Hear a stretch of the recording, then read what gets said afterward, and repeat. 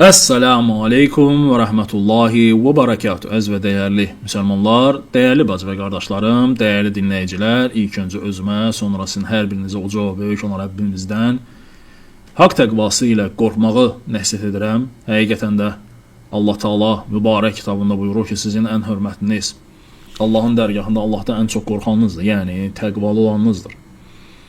Uca və böyük olan Rəbbimizdən qorxmaq, Allah Subhanahu wa Taala'nın üzərimizdə olan əmrlərini yerinə yetirmək, nəyə ki bizlərə qadağan edibsə, nədən ki çəkinməyə əmr edibsə o şeylərdən uzaq durmaqla təqva sifətini, Allahdan qorxmaq sifətini qazanmış olaraq.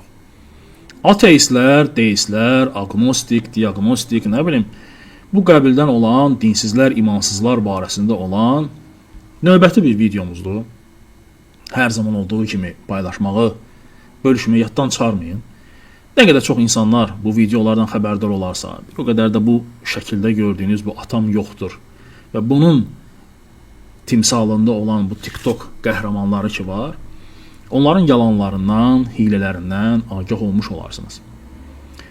Dəyərli dinləyicilər, mənə bu ünsürün bir neçə videosunu atıblar və dedilər ki, qardaş, yəni çalış bu insana da cavab ver. Çünki TikTok platformasında müsəlmanların cahil olmasından, dini savadlarının olmamasından, yəni ən azından insanlar Allahı sevdiklərinə görə çıxıb buna etirazlarını bildirir və o da, bu atam yoxdur da, bir-iki dənə indi Google'dan İslam barəsində vərəqləyib, bir-iki dənə şey öyrənib və yaxud da hansısa bir dinsizdən, imansızdan soruşur və çalışır ki, bu sözlərlə və yaxud da digər manipulyasiya deyirlər də buna, insanları qarşı tərəfə aldadaraq, onların cahilliyinə istifadə edərək, onları aldatmağa və onlara şübhə salmağa çalışır. Biz həmişə demişik, qardaşlarım, fərq etməz. Allah həmd olsun ki, kanalımız rəddlərlə doludur. Və çalışırıq ki, hər rəddimizdə qarşı tərəfə rədd etdiyimiz zaman həmin o məhzəbdən olan doğru, dürüst fikirləri gətirir. O insanların dedikləri səhv sözləri Allahın kitabına və Peyğəmbər sallallahu aleyhi ve sellemin sünnəsinə tutuşdururuq, uyğun gəlmirsə rədd edirik. Və çalışırıq ki, dediklərimizin heç biri iftira və böhtan olmasın qarşı tərəfə. Bu ən önəmlidir. Çünki Allah həmd olsun ki, mən yəni atamdan, anamdan o tərbiyəni görmüşəm. Ki, müxalif olursansa belə ol, lakin kişi kimi ol müxalif. Yəni yalandan qarşı tərəfə heç yükləyib boynuna qoyma. Mənə heç öyle şey yaraşmazdı. Allah həmd olsun ki, Allah Taala'nın dini, İslam dini isə bu keyfiyyətləri bizdə daha da artırıb. Allah həmd olsun ki, Allah Taala da bizə buyurur ki, yəni ədalətli olun. Hətta yaxınınız, qohumunuz, tanışınız, valideyniniz belə olsa da ədalətdən, doğru dürüstlükdən kənara çıxma. İndi sən, bu atam yoxdura buradan müraciət edirəm. Yəni sən dinsiz, imansız ola bilərsən. Yəni nə olursansa ol, öz işindir. Cəhənnəm hər halda dolmalıdır. Nə olursansa ol. Amma ən azı mən düşünürəm ki, insan öz mərdliyini, mənliyini, kişiliyini itirməməlidir. Yəni qarşı tərəfə sən əgər xoşlamırsansa İslam dinini, nə varsa ondan danış da. Nə varsa ondan danış. Və yaxud da əgər məsələləri bilmirsənsə, Allah həmd olsun ki, dindarlar var. Yəqin ki, ətrafında tanıdığın dindarlar da var. Ən azı zəng edib onlardan soruşmaq olar. Ki, qardaş, bu məsələ necədir? Mən bunu danışmaq istəyirəm. Bu düzdür, yoxsa səhvdir. Lakin görsənən budur ki, bu insan, qardaşlarım, yəni bu insan fikri hansısa bir məsələni araşdırıb, axtarıb ortaya çıxarmağı deyil. Fikri müsəlmanları bacardığı qədər İslamda təzə olan və yaxud da elmi olmayan, savadsız olan cahil müsəlmanları aldatmaqdır. Özü kimi dinsiz, imansız etməkdir. Özü kimi ateist etməkdir. Məqsədi budur. Və elhamdülillah ki, və biz bilirik ki, qiyamətə kimi bu cür insanlar çıxacaq. Bir neçə il bundan qabaq yadınıza gəlir, Türkiyədə Diamond tema var idi da. O çıxdı, izləyicilərin sayını qaldırdı, elədi 1 milyon. Sonra da yoxa çıxdı, getdi. Kütlə yığdı özünə yoxa çıxdı. Və bunlar da belə, qardaşlarım. Yəni 1 ay, 2 ay, 3 ay, 5 ay, 1 il, ondan sonra Allah Subhanahu Taala bunları zəll edəcək. Və dua edirəm ki, Allah Subhanahu Taala sözsüz ki, Rəbbimizin tövbə qapıları açıldı. Və bunlar Allah Taala'nın nankor qullarıdır. O nankor övlad olur da. Biz keçən dəfə bu misalı çəkdik. Nankor övlad misalı. Hansı ki görürsən ki, valideyn ona uşaqlıqdan baxır, böyüdür, gecələri yatmır, Qayğısına qal. Lakin o övlad böyüyür, nankor çıxır. Valideyn onu silir övladlıqdan. Görürsən ki, elə valideyn onu heç bağışlamır. Qapısına elə yaxın buraxmır. Lakin Allah subhanahu wa ta'ala rəhimli və mərhəmətlidir. Buna Allah Taala'nın nankor qullarıdır. Allah subhanahu wa ta'ala böyüdü, boya başa çatdırıb. Gəlib indi bu boyda olub. Yəni o mikroskopun altında güclə görsənən bir sperma idi də bu. Elə deyil, özü də bilirdi. İndi buradan özünə sual verirəm. Sperma idi, hansı ki mikroskopun altında səni gücdən görür. Atomla onun yaxınlıq eləyəndən sonra o milyon dənə spermadan biri gedib düşüb ananın rəhminə. O milyon dənədən biri ya. O başlar gedib düşsəydi 2 dənə olacaqdı. Düşməsəydi qadın qız olacaqdı və s. Amma Allah Taala səni gətirib dünyaya. Boya başa çatdırır. Boy, buxun, hər şey verib sənə. Lakin bu günləri insan çıxır nankor, Allahın nankor quludur. Allah'a danır. Və Allah'a danmaqla bərabər, yəni sən danırsan özün bilərsən, öz həyatını yaşa. Lakin bu ilə rahatlaşmayıb. İstəyir ki özü kimi insanları da azdırsın, özü kimi etsin.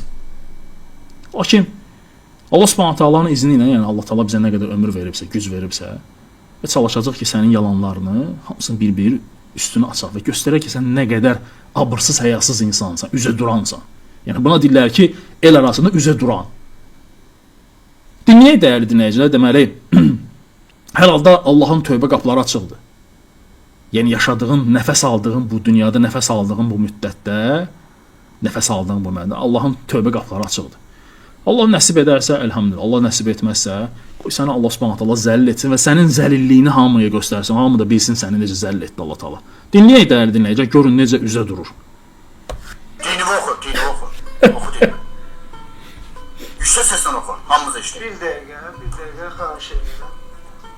Ey iman gətirənlər, öldürənlərə görə qisas almaq sizə fərz edildi. Ha.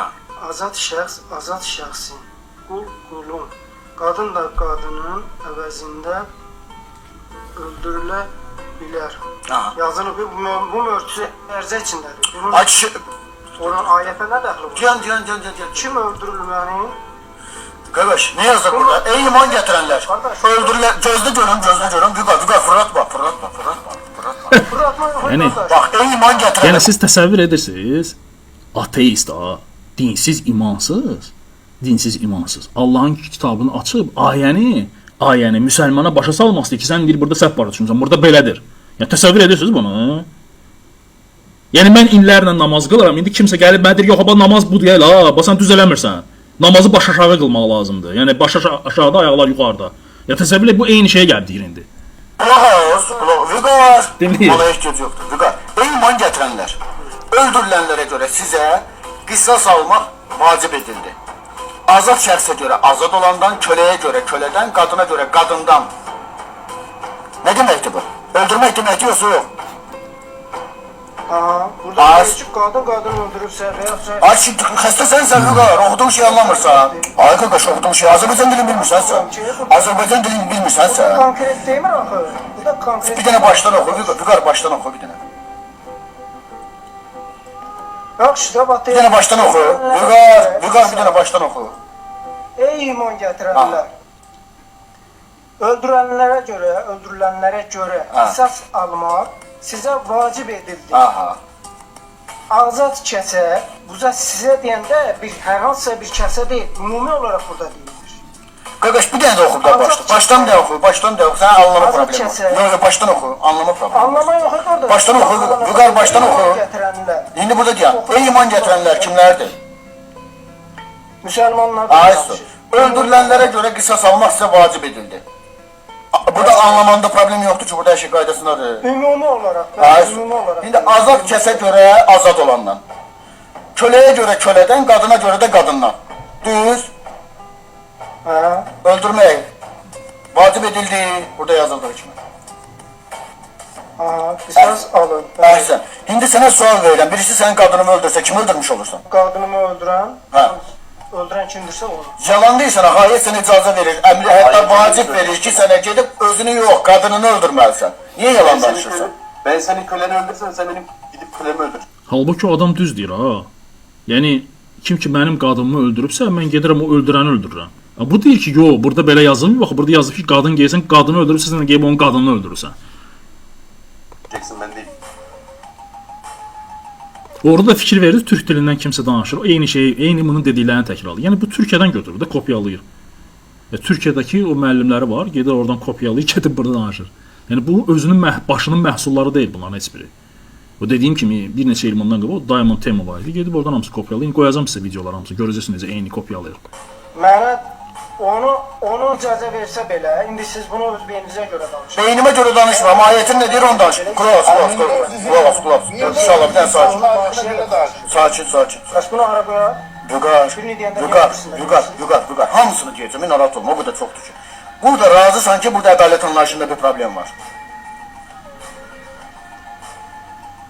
Alo, Razısan burada adalet anlayışında bir problem var. səs gəlir. Gelir niye gelmez ki? Tutuldu, heç nə işitmir. Yok tutu. Deyirəm razısan burada adalet anlayışında bir problem var. Ha? Orada adalet anlayışında bir problem yoxdur. Orada Okuduğumu anlamırsan sen Vügar. Halaldır. Orada bir də Halaldır qardaşa. Yəni başqa adam olsaydı bu sözlərin qabağında sıxılardı, deyərdi ki, hə desəydi Allahın kitabına qarşı küfr etmiş olardı. Amma Allah həmd olsun ki, dedi yox. Yəni razı deyiləm. Yəni hər halda baxırsan ki, qardaşlarım, o çıxıb söhbət edənlər dini savadları olmasa da, lakin ailədən o Allah qorxusunu görüblər. Valideynləri onlara başa salıb izah edir. Ona görə də görürsən ki, içlərində o Allah qorxusu var deyənə demir. Allahu akbar. Allah həmd olsun. İndi bunun mən yəni qardaşlarım, vallahi ki bunda, bu insanda nə dünyavi savad var, nə də ki dini. O bizdə belə bir misal var, deyir cahilin kubudur kvadratı. Bu kubu kvadratı deyil, bu keçib oları. Bu kubu kvadratı da keçib. Allah Subhanahu taala Bəqərə surəsində 178-ci ayətində deyir ki, diqqətlə qulaq asın ayədir. Ey iman gətirənlər, öldürülənlərə görə qisas almaq sizə vacib edildi. Yəni öldürülənlərə görə qisas almaq sizə vacib edildi. Azad kəsə görə azad olunandan, köləyə görə kölədən, qadına görə isə qadından qisas alın. Görün sonra nə? Yəni ilişib bu yerinə. Yəni qadına görə qadından qisas alma. Yəni kimsə mənim qadınımı öldürürsə, mən də gəlib onun qadınını öldürürəm. Yaxşı adama sual ver, onun qadınının günahı nədir ki, gəlib onu öldürürsən? Yəni göstərmək istəyir ki, baxın bu ayə sənə bunu deyir. Ha, yəni baxın ayədə Allahın kitabında ədalətsizlik var. Halbuki ən böyük ədalət elə Allahın dinindədir, İslam dinindədir. Allah Subhanahu taala bizə buyurur ki, hətta yaxınlarınız belə olsa, qohumun, dostun, qardaşın olsa belə ədalətdən kənara çıxma.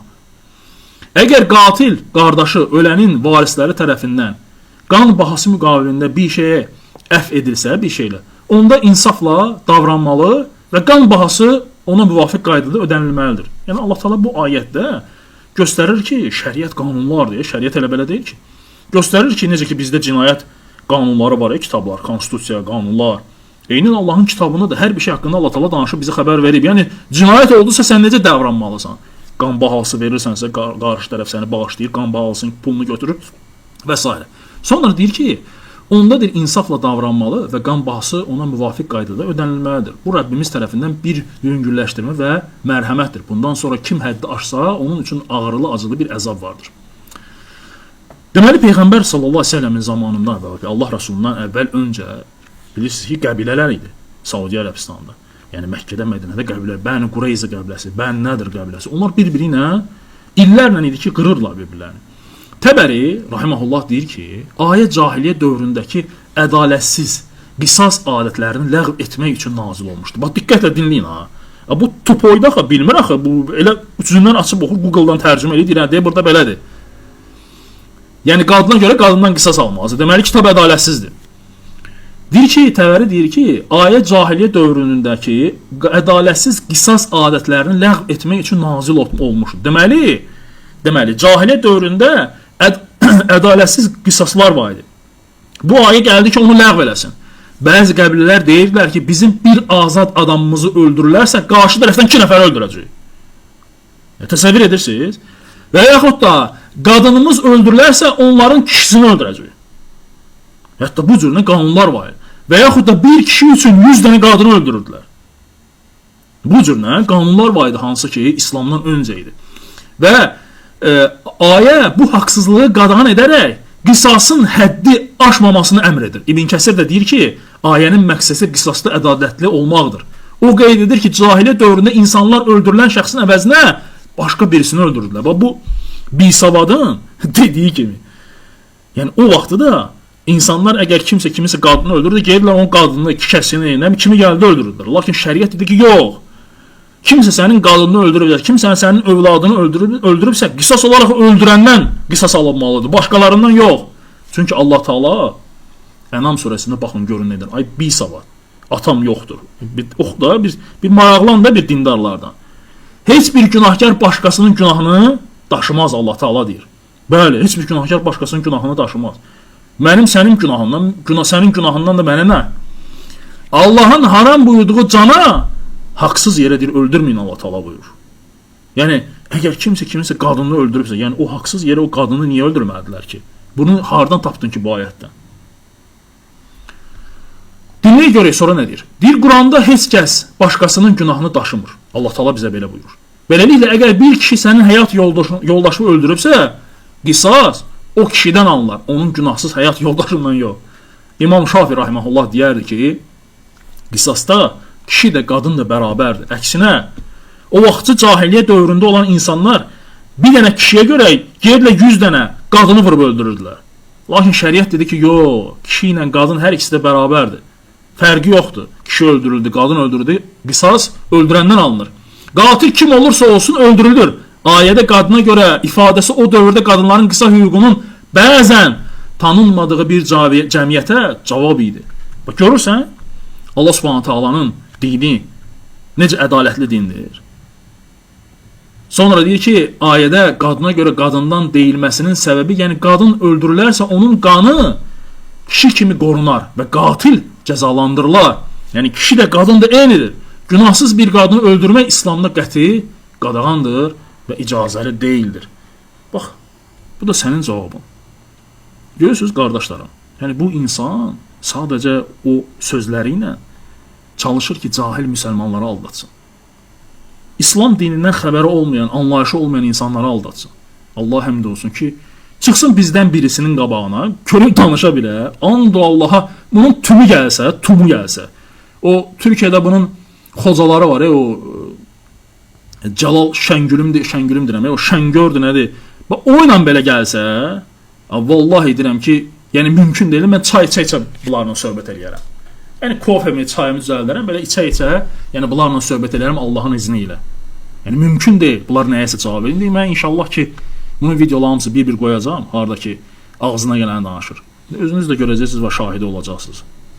Allaha əmanət olun. Əssəlamu aleykum və rəhmətullah və bərəkatuhu.